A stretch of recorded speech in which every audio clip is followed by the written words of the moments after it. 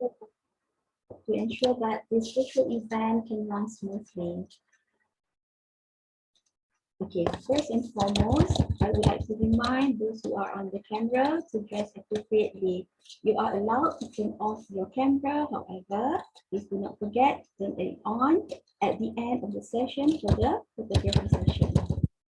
Secondly, please be reminded that the training is pre-recorded. Kindly watch and listen carefully and prepare your questions. You may raise your question in the chat box. The moderator will read your questions and the presenter will join us to answer your questions during the Q&A session. So please stay until the end of the session.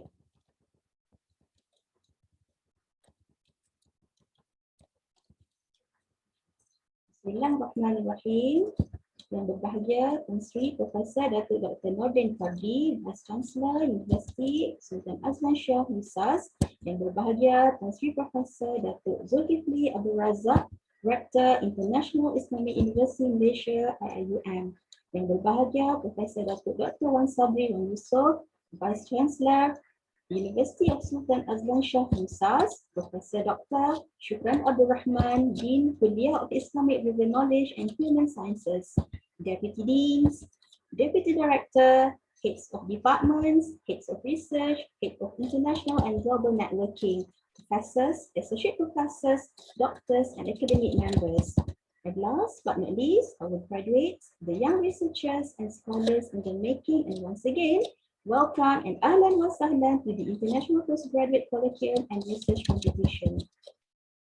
Assalamualaikum warahmatullahi wabarakatuh. Alhamdulillah, alhamdulillah. All praises to Allah subhanahu wa ta'ala that we are able to convey in this session to be guided by our trained speaker on how to conduct our research at best. My name is Nurul Aminah Zain. I am a student at the Colloquium of Islamic River Knowledge and Human Sciences, IIUM, and I am currently doing my PhD research at the Department of Usuluddin and Comparative Religion. I am indeed to be the MC for this session. I would like to thank the organizer for giving me this wonderful opportunity. Okay, ladies and gentlemen, before I proceed, let me introduce our trainer today, Dr. Ainul Azmin Zamin, who is serving as the Head of International and Global Networking at the Colloquium of Islamic River Knowledge and Human Sciences, IIUM. Dr. Ainul Azmin Zamin is an Assistant Professor at the Department of English Language and Literature, Colloquium of Islamic River Knowledge and Human Sciences, IIUM. In her 27-year teaching experience as an instructor, she has delivered talks and training for both public and private sectors. Her research interest lies in the area of English for specific purposes, TESOL, as well as teacher development. Dr. Ainul has developed new strategies to prepare graduates for the industry. She has also championed many university engagement projects. She was honored with the Best Teacher Award in IIUM Quality Day 2009, represented IIUM for the prestigious Anugerah Akademik Negara. For the Best Teaching Practice, her areas of specializations are in tertiary, in higher education, pedagogy, including teaching methodologies for content and language subjects, and language literacy, including English, TESOL, ESL, TEFL, and other languages.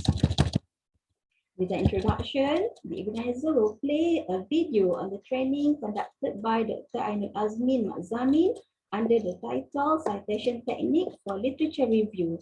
Hence, I would like to remind again our participants to write your questions on the chat box so we can return to your question during the Q&A session later on. Thank you.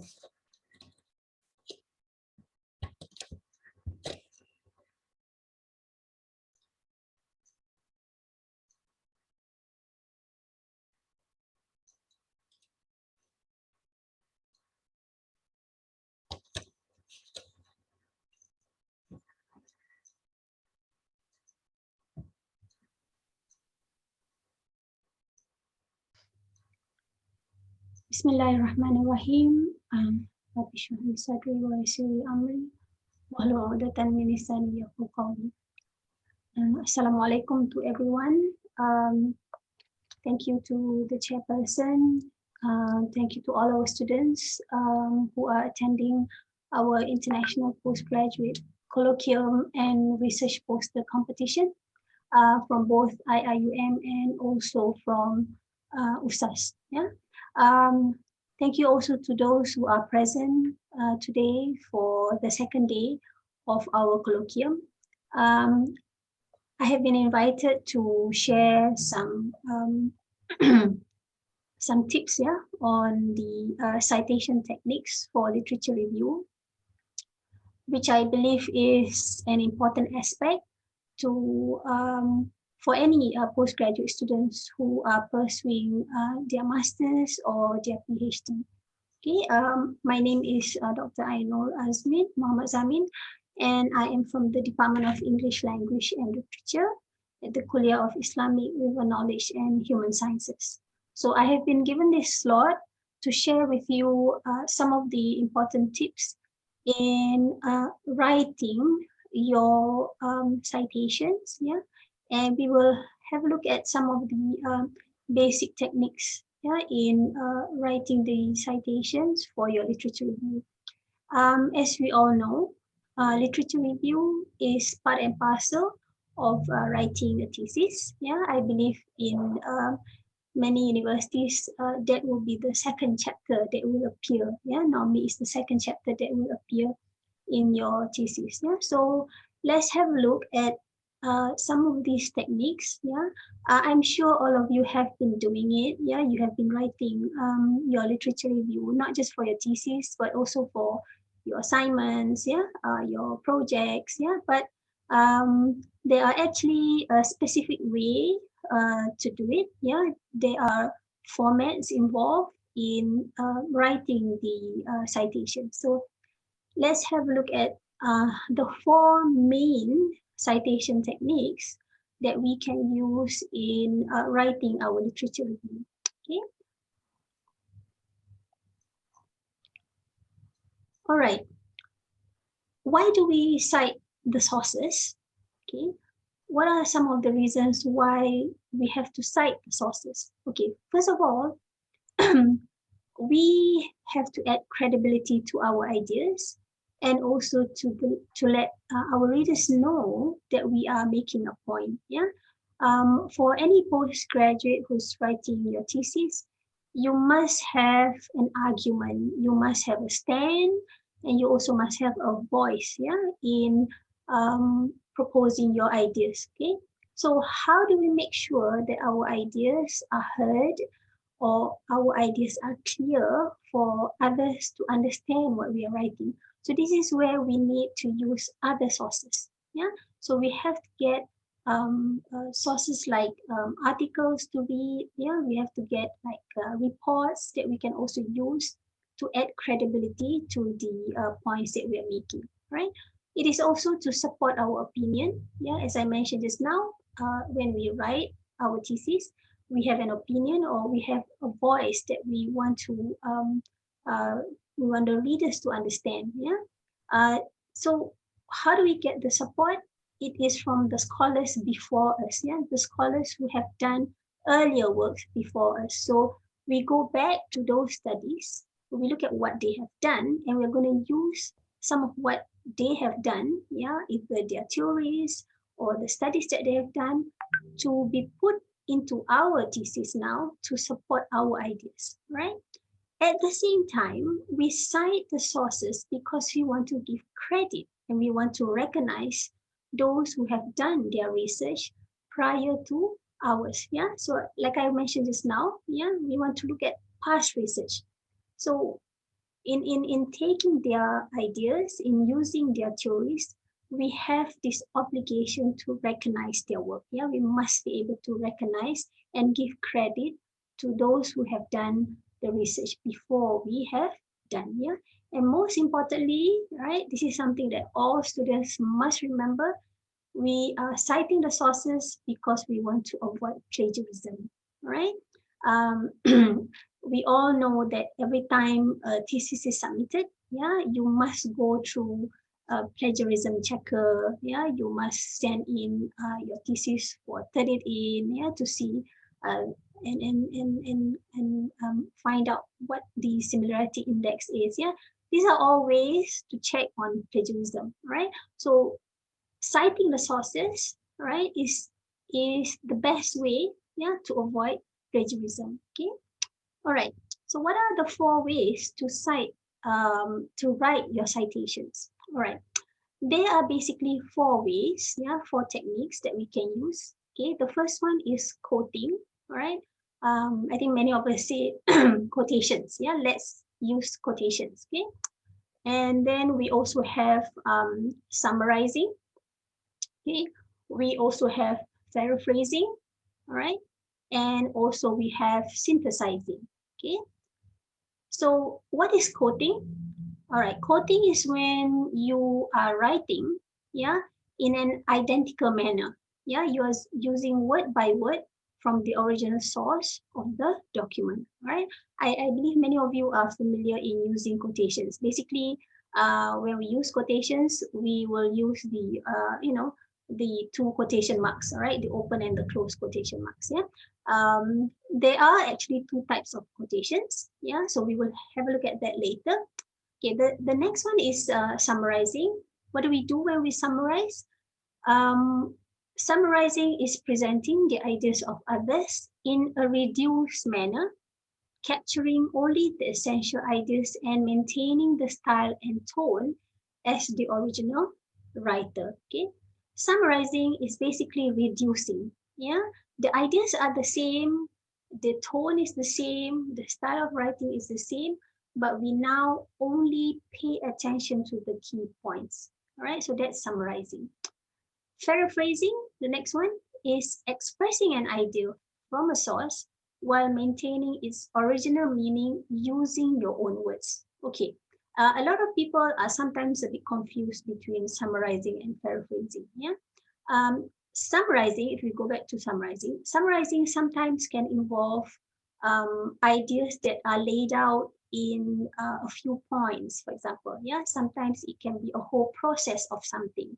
Okay, so when you summarize, you just go step by step, yeah, according to the points given. You are not going to include the examples or the elaboration. Okay, but for paraphrasing, it is normally the idea. Yeah, it can be just one idea. It can be just one main topic, for example. Okay, so that's paraphrasing.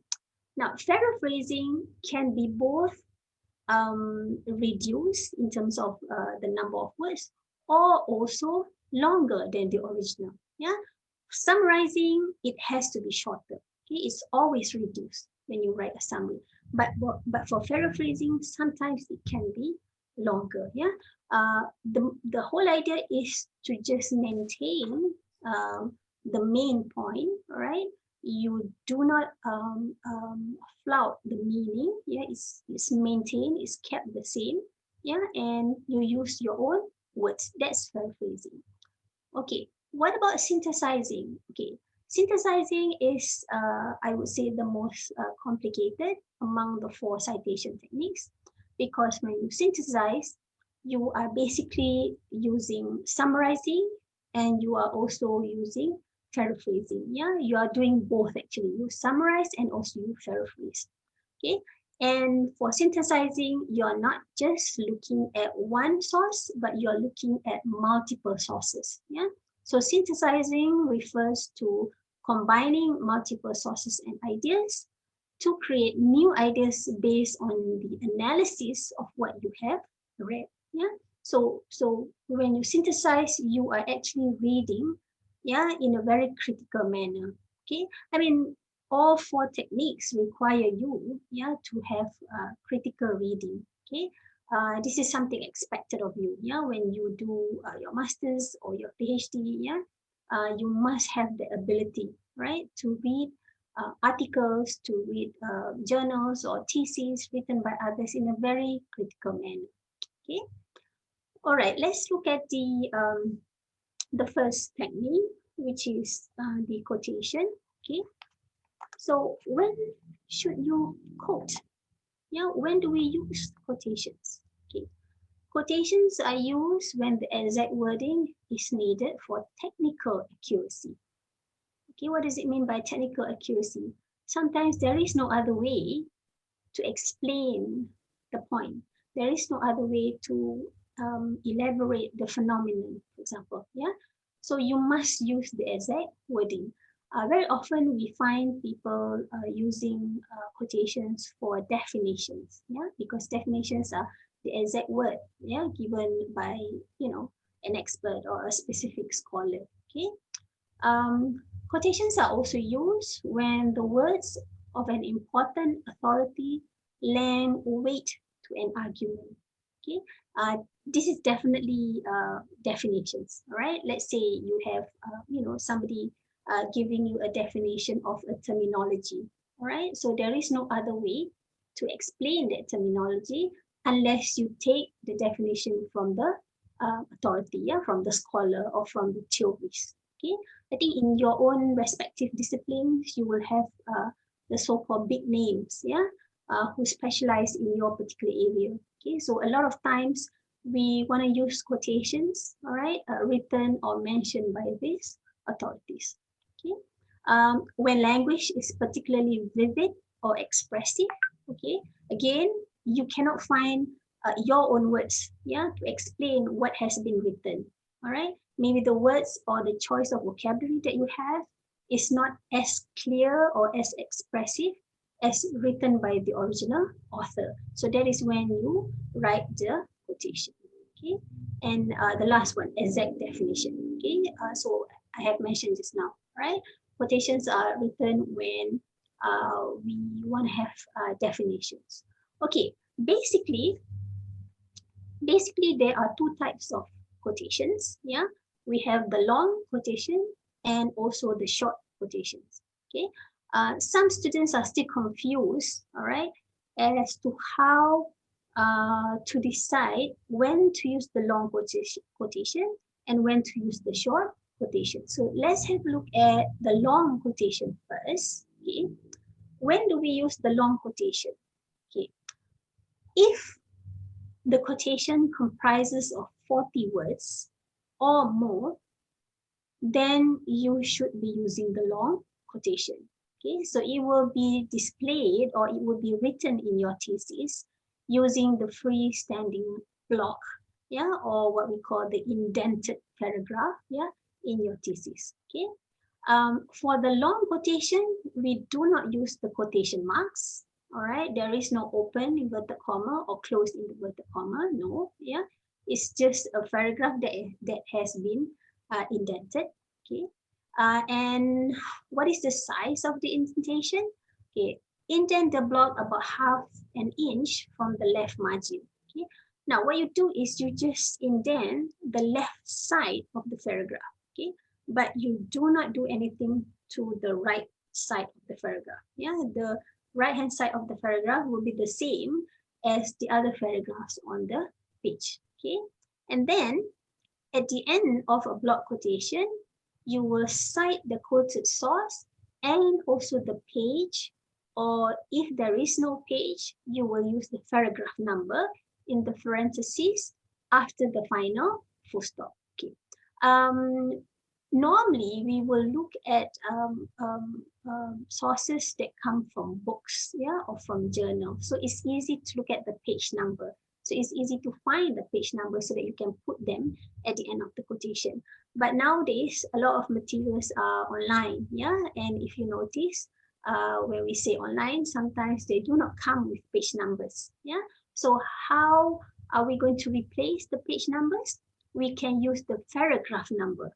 All right, so on your screen, the quotation that you like to use, make sure you just count which paragraph or the number of paragraphs, yeah, where that quotation came from. Okay, let's have a look at the example now. Okay, so here's a sample. If I've got here two samples of long quotations. Okay, long quotations are also known as block quotation, yeah, because of its appearance, obviously, yeah, it is being blocked, yeah, there's the block there.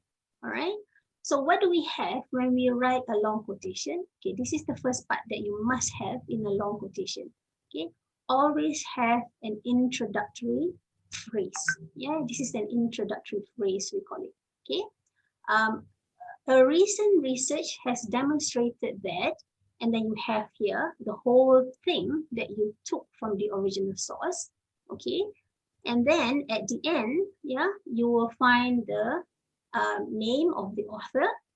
You will put the year as well as the page number. Now all three, all three are bundled up in one bracket. Yeah, so that's how you do it. You can count, yeah, you can double check. This is more than 40 words, yeah, so that's why it has to be written in a block quotation. Okay. Notice you also have this colon, yeah, at the end before you begin the quotation. Okay. Another one, all right, over here, we don't use, we don't actually use an introductory paragraph, yeah, but we call this an attributive phrase, yeah. We attribute, yeah, the original author, yeah, and we put in the name at the beginning, yeah. So here we have Jones, and then we also have the year, okay. It is only the year that is in paragraph. Okay, so it's actually Jones' study found the following. But when did Jones carry out the study? In 1998. Yeah, and then you have the whole quotation down here. Notice this is the one, sorry, this is the one that is being blocked, okay, on the left side, all right, okay, but not on the right hand side. Yeah, the right side is maintained the same as the rest of the paragraphs, right? So we have the author, we have the year, and where is the page number? Is at the end. Yeah, so you must have all three. All right. For quotations, it's always a must that you put the page number. Okay. All right. So those are examples of long quotations. Okay. When do we use the short quotations then?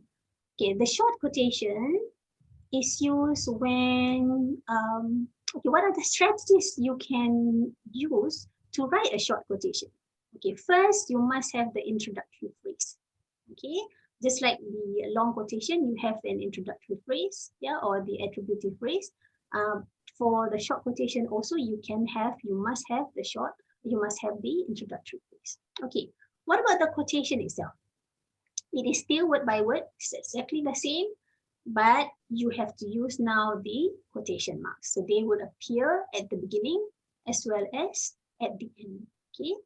After your quotation has been written, all right, you can write your comment, yeah, because you must have a voice. Yeah, you don't just put the quotation simply for others to understand. Yeah, for your readers to understand or for your examiners to understand. All right, that's not right. It has to have your voice, yeah, apart from the quotation that you have used. So make a remark of the evidence and show how it supports your point. That's very, very important. Yeah, so these are the three main strategies that you can use when you are writing a short quotation. Okay, let's have a look at some examples.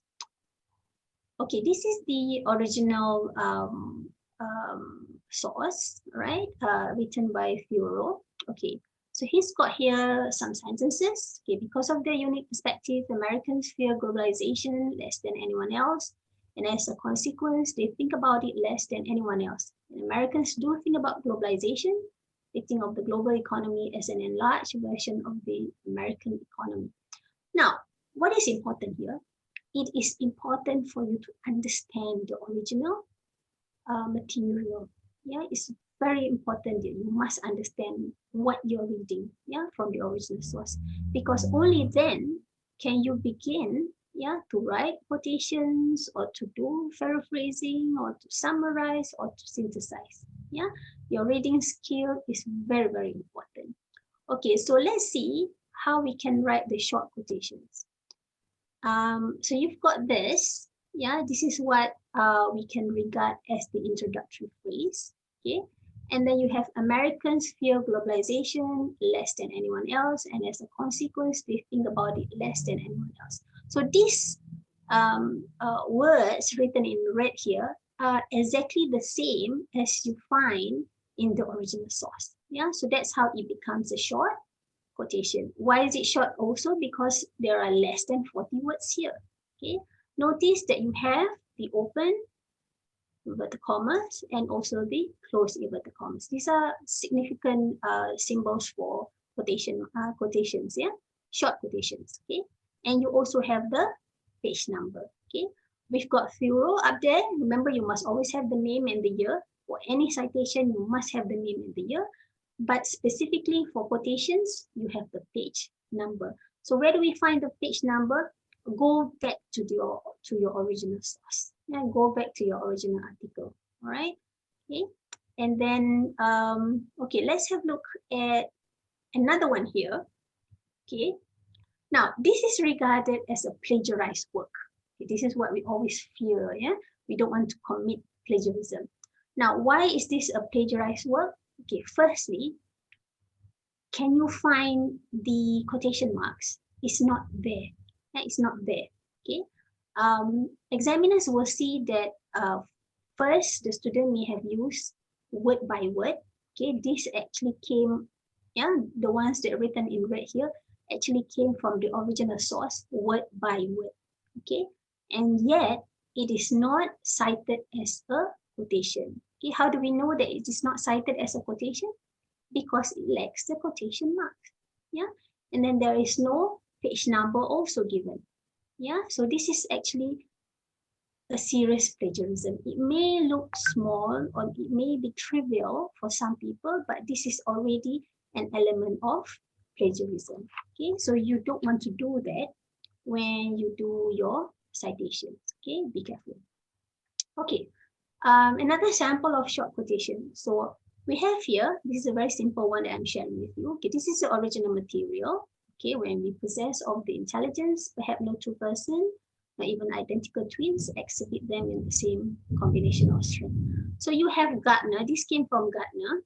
Okay, when you are using it as a quotation, a short quotation, again, use the introductory phrase. So Gardner, 1999, explain. Yeah, and then you put in the actual word by word as found in the original material, and don't forget your page number. Okay, so this is an example of an in-text quotation. Yeah, it's also it's an in-text quotation because the quotation is found within the text. Yeah, within the text. Right. This is another variation for short quotation. Okay. Over here also I have Daunier 2007 describes mixed method research as involving the collection, blah, blah, blah. Okay. And then page 162. Okay. Over here, I think the close inverted comma is missing. All right. Okay. So this is not quite accurate yet. Right. So be careful. You must have open and also close inverted commas. Okay. So that's short quotation. Okay. When is it unnecessary to have a short quotation? Or when is it unnecessary to have a quotation in the first place? Okay, it is unnecessary, okay, when the information is not particularly noteworthy. Okay, over here we have a sample of a World Health Organization report. Yeah, and the report noted that in Norway, the broadcasting bans advertising directly at children. The ban applies to the advertising of any products, including food and beverages. Now, if you look closely, what is written here can easily be summarized or can easily be paraphrased. You do not have to copy it word by word as a quotation. All right? So this is an example of how a quotation is not necessary, yeah, to be cited as part of your literature review. You must also have a good judgment, yeah, to decide whether you want to use a quotation or you want to summarize or whether you want to synthesize or paraphrase, yeah. This comes with a lot of practice as well, yeah. Be careful not to overuse quotations. It's very convenient actually because you are just copying it word by word from the original material, yeah, but that's not always the case. Okay, this is an example of how quotation is not needed. All right, you can have a different way of citing the information. So what is recommended here is for you to paraphrase, yeah, the words in red. Okay, so we will look at paraphrasing after this and how we can paraphrase this, yeah, in the right manner. Okay, so that's on a quotation. Okay, moving on. Okay, we've covered quotations. All right, there's short and long. So let's move on to paraphrasing. When should you paraphrase? Okay, basically there are three reasons. Okay, the information you need out of the source is just one or two sentences. Okay, there's a whole lot of information that you're reading, but you only need perhaps one or two. So that is when you have to paraphrase, because you don't want to take in all the information from the original source. Okay, when do we paraphrase? When you do not want to directly quote the sentences. Okay, you don't want to do quotation, all right, like what I showed you just now. You don't want to do a quotation, so you just want to bring the main points into your work, right? So that's when you start paraphrasing. Okay, or you paraphrase when the idea of the sentence is more important than the exact words of the original source. Okay, it is the idea that matters. It is not about how it is being presented. Yeah, meaning you can say it in your own words, all right, but you still maintain what is important in terms of the idea. So that is when you start paraphrasing. Okay. What are some of the strategies to use when you want to paraphrase? Okay, this requires some language skills. Yeah, I have to say that when we paraphrase, yeah, your language ability will come into the picture. Yeah, I've seen some students who grapple, yeah, when they have to paraphrase information from the original article. I think as an examiner, we do check, yeah, the references. Okay, we do check, we do go back to the reading, the references at the back, yeah, to read. All right, what are the sources that you have been using? Yeah, and because examiners are also specialists in the areas, yeah, in that particular area that you're doing, some of them would know immediately whether this is correct or this is wrong in terms of the information, in terms of the grammar, for example, yeah, how the ideas were being presented, right? So you have to be careful, yeah? So what are the strategies you can use to paraphrase? You can change the structure of the sentence, all right? Sometimes, the original sentence structure in the article was written in maybe in a complex manner, yeah, using complex sentences, okay? But you can use simple sentences, right? You don't need to use the same complex structure, right? You can change the voice from active to passive, or you can change it from passive to active, yeah? That is also a form of paraphrasing, all right? I'm sure you know what active voice and passive voice means, yeah? You can also change clauses to phrases, or even from phrases to clauses, okay?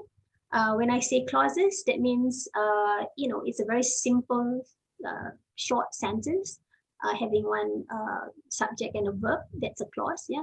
A phrase is not quite yet, a sentence, okay.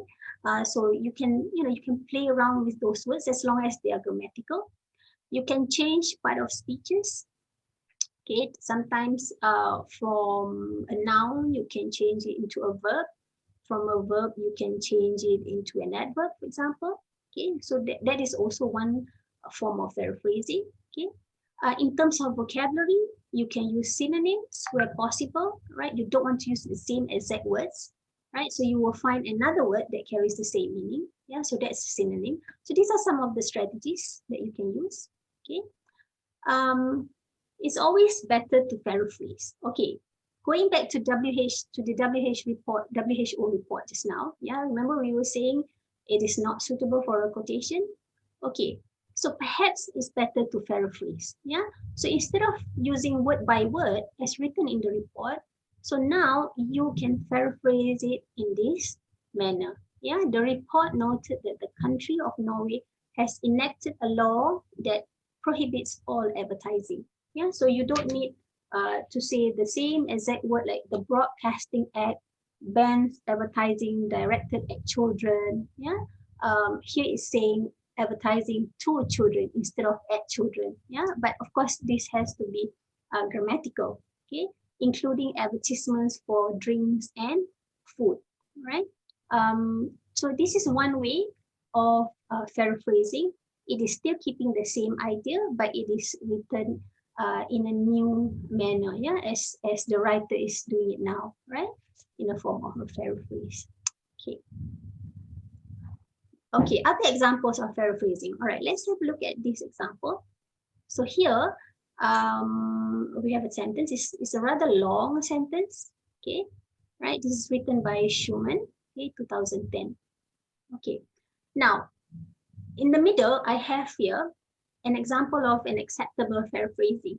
Okay, it says there an overabundance of rainfall. Okay, an overabundance is actually replacing the word excess. Remember the synonym I mentioned just now? Yeah, so this is an example of using a synonym. Okay, be a factor in spreading. Be a factor, it is to replace the word contribute. Another synonym being used. Yeah, okay. Diseases carried by water. Okay, carried by water, waterborne. Okay, so waterborne is one word, but carried by water, there are three words there. Remember I said when you paraphrase your new sentence, your new paraphrase version can be longer than the original one. Yeah, okay, so all these words in red are actually replacing, yeah, some of the original words found in the original source. Okay, so that's one way, yeah, of paraphrasing by using synonyms. Okay, another way of doing it is we can change the sentence structure. Okay, when there is an abundance of rainfall, two situations can occur. Okay, you have here two situations can occur. Over here, the word two is not being used, yeah, but because you have read critically, you know that there are two situations there, so you can actually put it, you know, put in the sentence two situations can occur. And what are the two situations? You mentioned the ideas from the original article. Yeah, so this is a strategy where you can change the sentence structure and also use synonyms. So this is an acceptable paraphrasing. Okay. Okay, next one, we are moving on to writing a summary. Okay, so when do we summarize? When the original material is too long. Okay, let's say you are reading about you know, a process or how things is done step by step, but it's taking you know, too much time to read the details. Okay, what is important is you just want to find out what the main ideas are.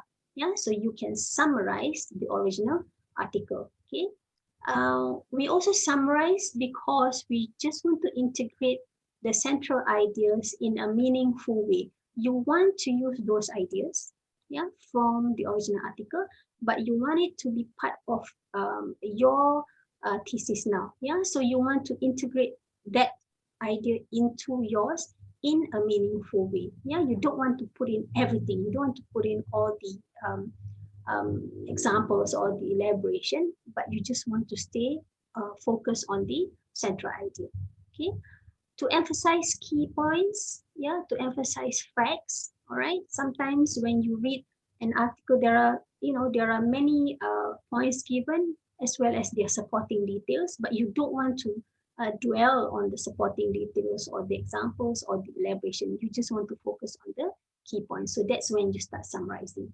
Okay, and then there are also articles that are very complex in the arguments. Yeah, they use perhaps bombastic words. Yeah, the grammar also is, you know, is sophisticated. Right, so you summarize in a manner, in a way where it can be simplified. Yeah, the arguments can be presented now in a way your readers can understand better, right? Because you are also making a point. Yeah, you want to make sure that the readers understand you know, your ideas, yeah, your thesis clearly, right? So you want to simplify the complex arguments, yeah, or the grammar and the vocabulary found in the article that you are reading. So these are some of the reasons why we want to summarize, okay? Okay, so what are the strategies? Yeah, what are the strategies that you can use to writing a summary? Very important, okay, firstly, you must go through the text, all right? You must go through the text. There is no shortcut to reading, all right? This is something I always tell my students, yeah? Reading is part and parcel of a postgraduate student, all right? There's no shortcut to it, right? You cannot ask other people to do it for you. You cannot ask your friends to do it for you because you have to do it yourself, okay? And then it's not just reading, but reading critically, yeah, and also digesting and comprehending what you are reading is very, very important. Okay, so while you read, you must take note, yeah, the key points in the text that you are reading. Okay, number two, right? What is the next strategy? Omit the superfluous details. You know, just you can not to say ignore, yeah, but do not pay attention too much on the examples or the elaborations. Yeah, what is important is the key point. Yeah, because that is the essence, right, that you're looking for. What is the crux of the matter? What is it that you're reading? Yeah, search for the thesis statement or for the topic sentence, for example. Okay, and then the next one, interpret and analyze the main ideas. Okay, but be careful not to copy the words. Yeah, it's very important, like I said in the first point. Yeah, it's very important for you to understand. Yeah, because upon understanding, you are able to interpret those ideas. Because remember, in summarizing, you have to use your own words as much as possible. How do you do that? Only after you have understood, yeah, only after you have interpreted the ideas, okay? And you can also present your summary in an overview, yeah, and normally summaries are done in a reduced manner, yeah, meaning it's always shorter than the original material, okay? Some people say the rule of thumb is 1/3 of the original text, right? So if you're reading for example, a paragraph of 100 words, your summary would probably be around 35 words. Yeah, that's just a guide, all right, when you write a summary. Okay, let's see now. The 5 steps to writing a summary. Okay, read it until you understand it. All right, read it until you understand it. Okay, take notes. Identify the author's most important point. Write your summary from the notes. Remember, you have just extracted the important points. So now, using those important points, you start writing your own sentences. Yeah, okay. And then after that, you check. After you have written your first draft, for example, you check with the original article. Do they carry the same meaning? Okay, do they carry the same meaning? And then after that, you revise and edit your summary, because there'll always be some areas to improve in terms of the language, yeah, in terms of the meaning and all that. Okay, summary writing is just like any other writing. It is a process. Yeah, you always have drafts. It's always revising and revising. Okay, all right. Here's an example of how you can write a summary. The original text here, this is written by Stiglitz, yeah, 2013. Okay, there are 2 ways to become wealthy. Right, so he's giving us 2 ideas. Yeah, how to be rich. Okay, to create wealth or to take wealth from others. Now notice, yeah, the first sentence, there's always the thesis, yeah, or the topic or the main idea to what is going to be discussed in the paragraph. Yeah, so this is again, yeah, a reading skill that you must have. All right, when you're reading a paragraph, for example, you must be able to detect what is the main idea of the paragraph. Okay, because when you are able to do that, then you'll be able to write your own summary. Okay, all right, so there's a whole paragraph there. Now when you start writing the summary, okay, remember, okay, this is the attributive tag. Yeah, Stiglitz 2013 suggests. Okay, attributive tag means a phrase where you give attribute to the author immediately. Yeah, in this case, it's Stiglitz, yeah, who has written the paragraph or the idea. So you can do that right at the beginning. Yeah, Stiglitz 2013 suggests. Okay, after the name, you will have the year immediately, yeah, in bracket. Do not put Stiglitz in the bracket as well. No, yeah, because Stiglitz is part of the sentence, so it shouldn't be in the bracket. Sometimes I have seen students who get a bit confused. They will put everything in the bracket. No, yeah, put Stiglitz, but only maintain the year in bracket. So it's Stiglitz 2013 suggests that creating wealth adds value to society, okay? But that taking away the wealth of others distracts from it. Okay, if you notice the word detracts, right? This is a synonym, yeah, that is being used, right? It's not there in the original article, okay? It is actually replacing to take wealth away, yeah? So that's the word actually detracts. So this is actually your the power of the vocabulary that you have, right? So if you don't know the word detract, then it's going to be a bit difficult for you to summarize.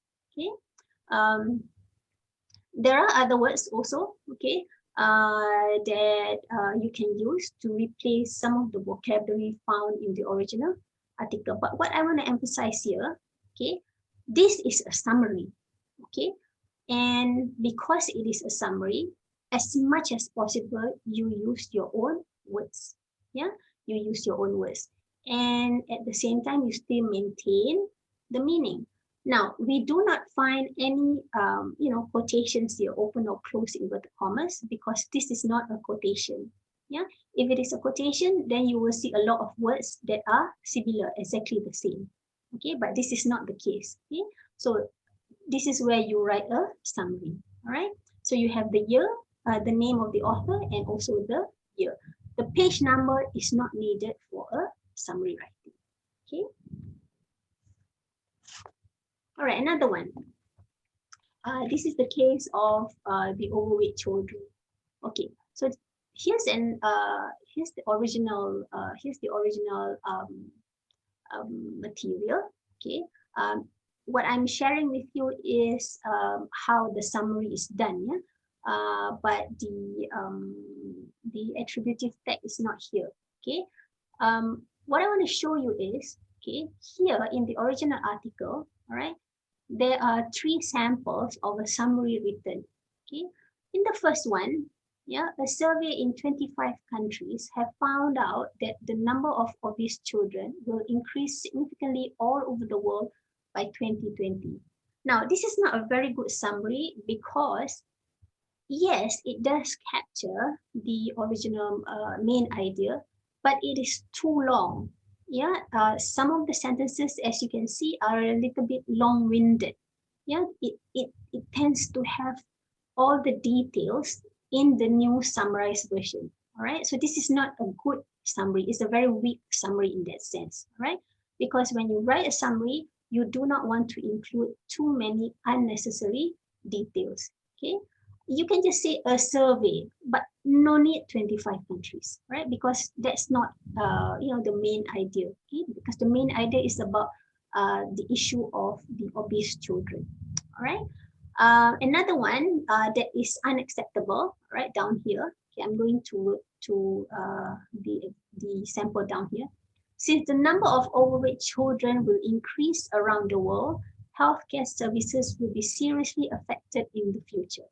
Now, if you look at what's written here, okay, you will find that the sentence, okay, is really mirroring, yeah, it's almost the same as the same structure using the same vocabulary in the original material. All right, so when that happens, it's not a very good summary, okay? Because summaries, when they are written, they must be using as much as possible, the student's own writing, right? The sentences or the words should not be very similar as the original material, okay?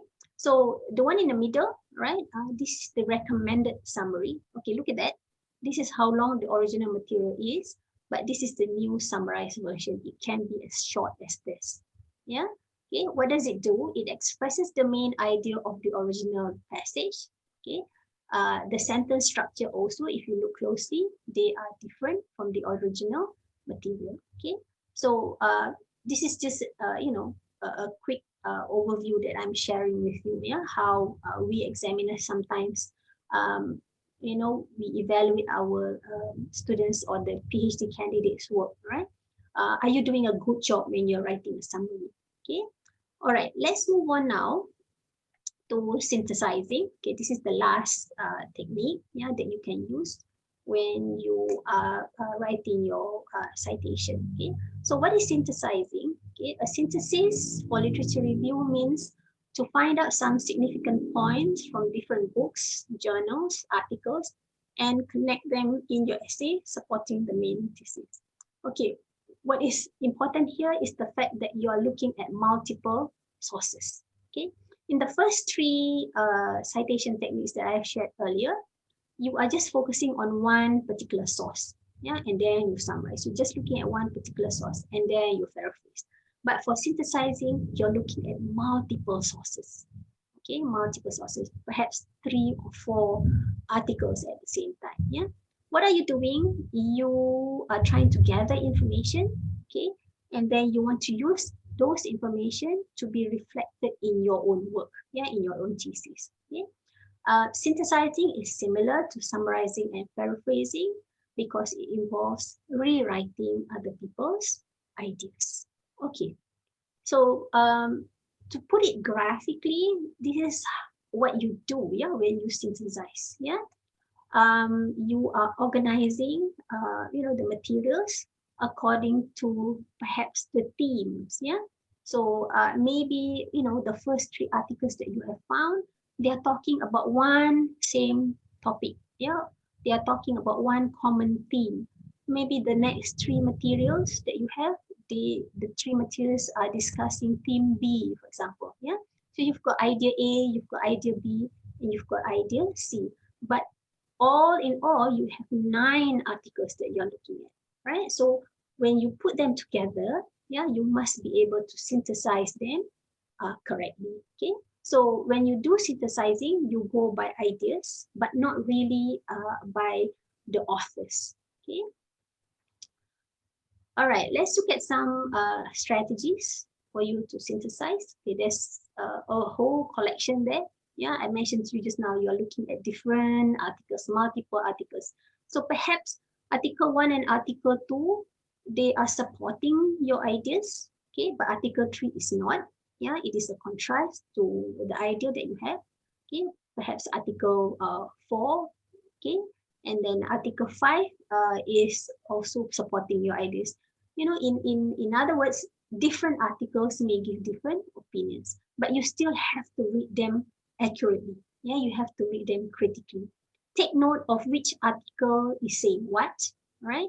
And then you begin to summarize, yeah, what each article is highlighting. Okay, so these are some of the steps or strategies that you can use when you synthesize.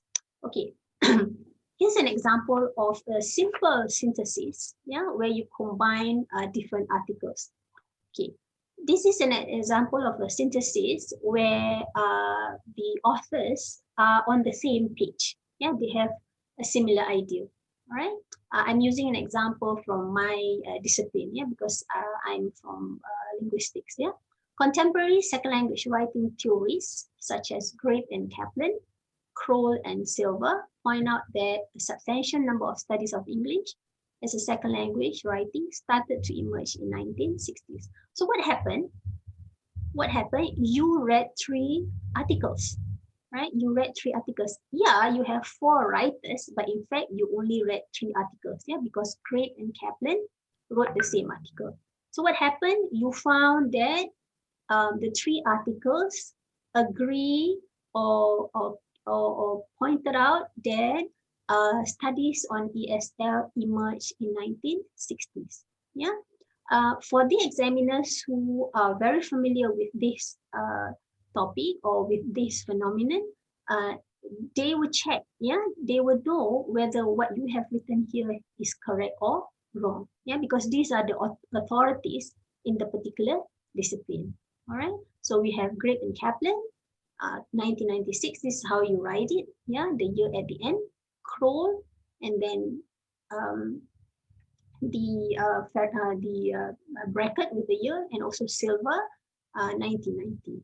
Okay, we don't need any page number here because this is not a quotation. Okay, so this is an example of synthesizing a similar idea. Okay, now we have another example here where we have similar ideas as well as contrastive ideas. Okay, let's say Bond 2002, right, had this idea of saying that English is a global language. So these are his 3 points. And then Robertson also pointed out that English is a global language, and these are his 3 points.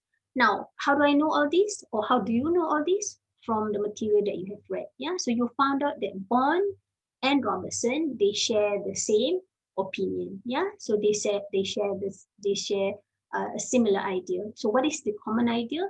English is the global world language, right? So you went on to read, and you found that there are two other writers who somehow have a contrastive idea.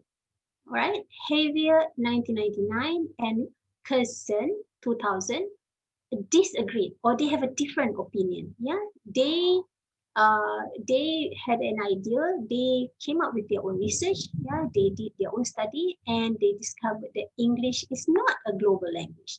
Yeah, of course they have their own arguments here. Okay, but these are the things that you have been reading. So how do you put now all these ideas together in your thesis, in your literature review? Okay, how do you do that? Through synthesizing. All right, so this is where your citation technique, all right, will be really tested, yeah, when you are writing the synthesis. Okay, let's see how we can do that. Okay, so here's the example of the synthesis. Okay, supporting the contention that English is the dominant world language. All right, so who's supporting that? Bond and Robertson. Okay, Bond and Robertson point out its importance as the medium of international communication in business, technology, and global forum. If you notice, yeah, the medium of international communication, business, technology, these are all ideas supporting Bond and Robertson earlier on.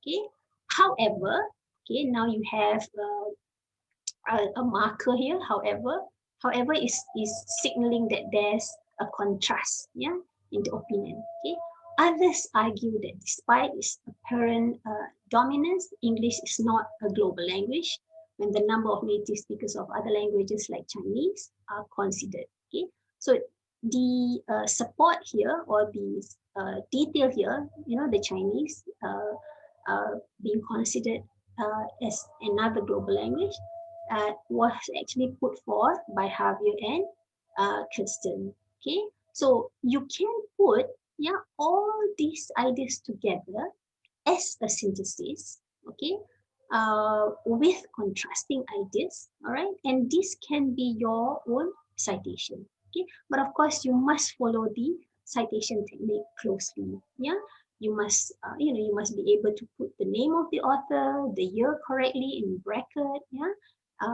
what were some of the points given by each author? Yeah, use wisely all the transitional markers. Yeah, however, in contrast, words like that. Yeah, and you write your own synthesis. Okay, so this is an example of this is a very simple example of a synthesis. Okay, I've got some other tips here for writing citations. Right, you can have a look at them later if you want. So I think that's all for today, inshallah. Yeah, if there are questions, I will try as much as possible to address them. You can also reach me. This is my list of references. Okay, you can also reach me at my email for further clarification, inshallah. Thank you very much. Thank you very much, Dr. Ainul, for the excellent and tremendous inputs for research guidelines you have shared in the presentations. So now I would like to invite Dr. Ainul to answer some of the questions posed by our participants in the chat box.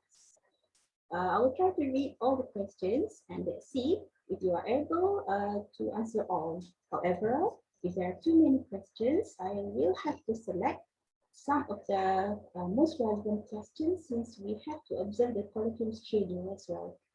Um, for those, all the participants are invited to put your questions at the chat box.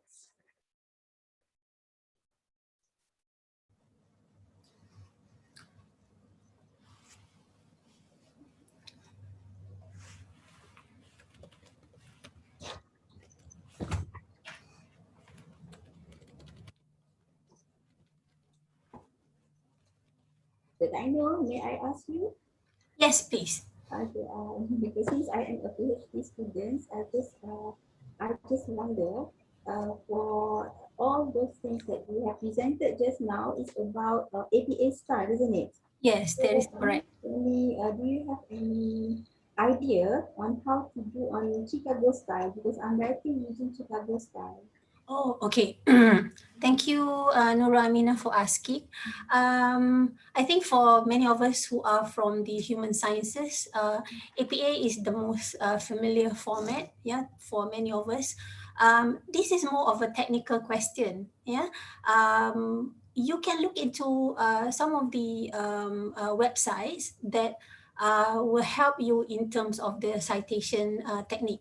If you're looking for Chicago, I think Purdue website has the most informative. I think they will give you the guidelines for all these different formats for your citation technique. I have to admit that I am most familiar with APA because this is the one that most of us from the linguistics background are using. Yeah, Chicago is not something that I'm very familiar with. However, as a reviewer for many of these articles that I'm reading, yes, there are always a Chicago style that is being used.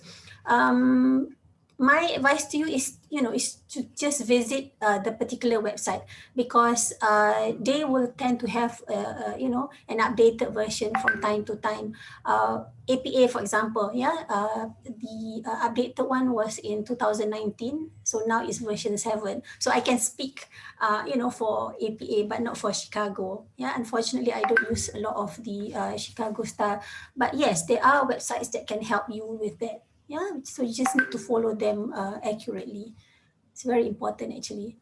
May I ask which area or discipline you are working on, Nurul? Looking on Islamic thoughts. Islamic thoughts, I see. Okay. I'm also reading. I see. Okay, so you're from Usuluddin. Then that will be the same as our Dr. Associate Prof. Dr. Aslina. Yeah. Yeah, Okay. yeah, yeah. The youngest that has me. All right. Okay. There is another question from Brother Basha, if I understand. What is the most appropriate tense to be used in LR, literature review? For example, should I write Swales in bracket 1990 and can take out all points? Okay. Thank you, Brother Bashar. Brother Bashar is my student in IIUM. Okay. All right. This is a very common question I get from many students. Now, if we are talking about a study that has been completed, then a lot of times people will report it. Yeah, people will use it as part of the literature review, as part of the citation in past tense. All right, because you're basically reporting a study that has been completed, so it tends to be in the past tense. However, okay, when we are dealing with for example, theories that are still being used until today, the theory still holds until today, then it is also good to use it or to cite it using the present tense, because the particular theory is still being practiced or being followed until today. So that's when it becomes a citation written in the present tense. Okay, the example that Basha is giving us, this is by Swales, John Swales. John Swales is an authority in corpus linguistics. He has passed away, but his theory is still being used until today. So depending on the way you are presenting the idea, you may have to look at how the sentence is being written as well. Okay. All right, we have here who? Liana. Okay, Liana is my master student from UAE. Can I know about the way to cite Malay names, okay, or the name that the author use frequently? Okay, yeah, this is another thing. Yeah, for the Western names, it's very easy because you have first name and also surname. So we go by the surname, so that's easy for them. But for us, Malay names or even Middle Eastern writers, yeah, sometimes you have a string of names. I think my take on this, yeah, is to be consistent. All right, is to be consistent. If you are going to go by your surname, for the Malay names, for example, that will be our father's name. Yeah, if you want to use your father's name, yeah, for citation, you can, but you have to maintain it. Yeah, you have to maintain it. That means you use it for all your citations. All right. My name is Ainul Azmin Muhammad Zamin, for example. Yeah. So how would I want people to cite my name? I have always been using Zamin, for example. Yeah. So in all my, my citations, I would put Zamin 2017, for example. Yeah. So you try to maintain that. Yeah, for the citation. All right. Okay. Any others? So it means that it's acceptable for Malay names to put to put our surname. For example, my name is Nurul Aminah Mak Zain, and then Mak Zain Nurul Aminah. Yes. So in your reference, all right, you will put Mat Zain, comma, and then N, full stop, and A, full stop. Oh, now I know. Right? Yes. I So got if I want to cite your work, yeah, Nurul Aminah, I would put there Mat Zain and then 2017. Yeah. Well, some people may not even be able to recognize that Mat is your father's name, so they may just use Zain 2017, for example. Yeah.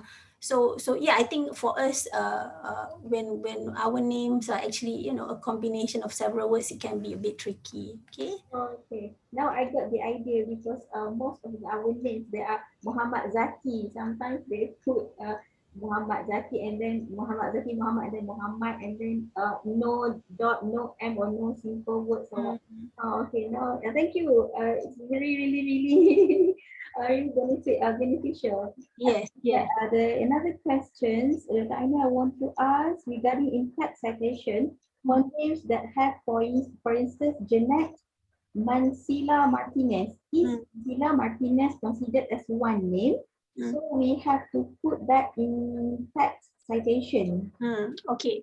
One, What is the clue here? What is the clue here? Okay, we have Jeanette and then Masila Martinez is a hyphenated word. All right. So if we look at this, I think we can safely assume that Mansilla Martinez is the family name, yeah, or the same surname because it has the hyphen there. Okay. So if you want to put this as part of the in-text citation, it will be Masila Martinez, hyphenated word, and then the year in bracket. Okay. All right. So that's one way of looking at it. Just like people's name who have Mac, for example. Yeah, John McDonald. So Mac is actually part of the surname, right? So make sure you put Mac when you do the citation. Okay. All right. Basha is sharing with us. University has a guidebook to cite Malay and Chinese names. All right. Even Chinese names can be very confusing because some would come with 3 words, some would just be 2 words. Even Chinese have variations in their name. Yeah. they even have their English name, isn't it? Yes, correct. Yes, yes. Very Okay. true. Very true. Okay. Um, as the person writing, in your case, as students who are writing, all right, make sure you also keep a consistent way, yeah, of writing those names when you do the citation. I think that's very important. All right. I think examiners can be quite flexible, yeah, when it comes to examining your literature review because we understand that you all come from different universities, yeah, and then different universities will have different formatting. For example, yeah, your own supervisors will subscribe to your own university formatting, yeah. But again, like I mentioned, you have to be consistent, yeah. Whichever technique format that you're using, keep or stick to that technique all the way, yeah, from your chapter 1 until, you know, whatever chapter that you are writing for your thesis. Okay, that's very important. Yeah, I think when you talk about citation, yeah, in your literature review, it's not something that you can, it's not a skill that you can just master overnight. Yeah, it has to be done, you know, over and over again. It's a technique that you would need to polish. Yeah, one way is also to, you know, to write articles for journals, and then you will pick up that skill along the way, inshallah. Okay. Abida Rafi is asking, is there any software or website that you recommend to cite the authors? I'm not sure what you mean by cite the authors. I am using a lot of Mendeley. All right. I think Mendeley is a wonderful software. Okay. I come from the era where Mendeley was introduced. I believe there were other softwares in the past, yeah, that people have used, but I find that Mendeley is the easiest to use. It's free, yeah, it's completely free. So when, let's say, when you found a material online, you can just quickly upload the information into Mendeley, and then after that, Mendeley will be able to help you to put in the information about the book, the author, the year automatically into your literature review, and update your reference list automatically also according to the format that you want. Yeah, so let's say, for example, Aminah is doing Chicago style. You can just click, or you can just order Mendeley to do your reference list according to the Chicago style. Yeah, you don't need to, you know, crack your head and go one by one with a full stop, with a comma, with the italics, but no need. Yeah, Mendeley can do that for you. I think, yeah, again, these are some of the skills I think PG students need to upgrade themselves with. Yeah, you can always join all these workshops, inshallah. They'll help you. Okay, we have also Sister Noraza. She hopes that this recording can be uploaded. Of course, it can be uploaded. Yeah, this is for everyone's sharing. Okay. Scholar has assistance to cite in different ways, APA, Chicago, etc. So I'm not sure about Google Scholar. So what's your comment, Doctor?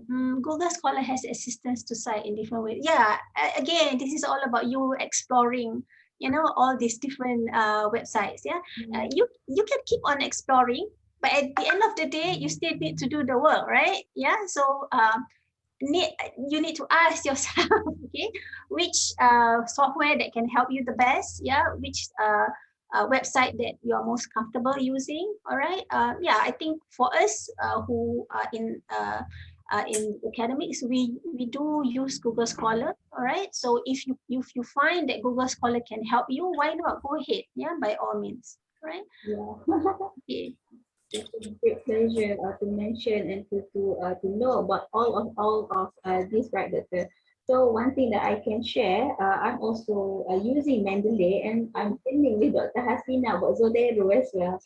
Yes, Dr. Hasina is a So, Zotero guy. very good Okay. in Zotero. So we can plan for the training conducted by Dr. Hasina later on, right? Yeah, And another one I can share with you, if you are not sure how to cite, I'm using citation machine. That one that is free. And then you just go there. If you are not sure how to cite, there are many categories there. For example, we can cite from encyclopedia as well, or put from the chapter from the Yes. For every software that you subscribe to, there are millions of things that they can do for you. Yeah, the software can be of assistance to you in many ways. Sometimes we just use the ones that we feel are relevant to us. You know, we just ignore the others. Yeah, but there are a lot more that we can explore. All right. Yes. Thank you, Ling Xiu Moi.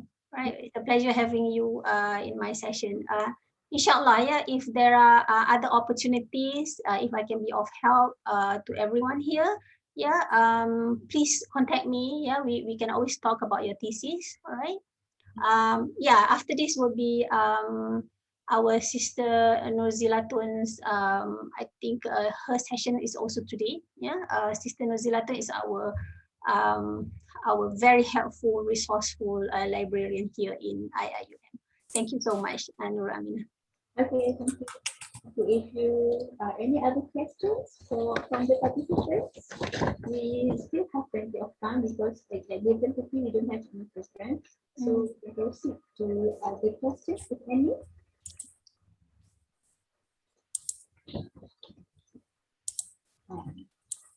All right. Thank you. Okay, thank you, Dr. for sharing. Okay. All right. If we don't have any questions, so once again, I would like to thanks to Dr. Ainul for your insightful responses. Hopefully, all participants are able to grasp what we have been taught today and inshallah to incorporate the skills in our research effectively. And then we have thank you, Dr. Ainul. Okay. Also very benefited me. Okay. Inshallah. Alhamdulillah. Good to know. Okay, and we have come to the end of the session. On behalf of the organizer, I would like to thank our trainer, Assistant Professor Dr. Ainul Azmin Muhammad Zamin, for sharing your expertise with all of us today. I would like to take this opportunity to apologize for my shortcomings in hosting these sessions. I wish the organizers, the participants all the best, and may Allah bless our effort in this journey of knowledge. Okay, before we end, let's turn on our camera so we can take picture together to treasure this auspicious moment in our memory.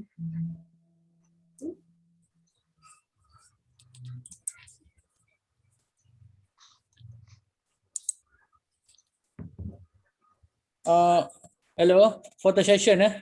Yeah. Yes. Okay, stand by. Yeah, Okay, ready. Okay, 1, 2, 3. Okay.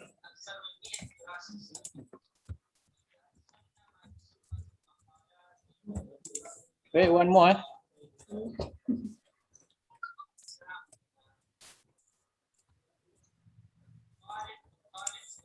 Okay, one more.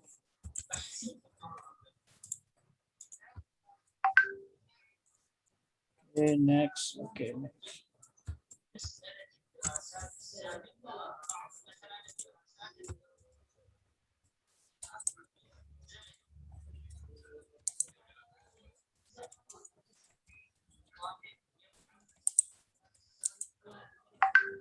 Okay, one more.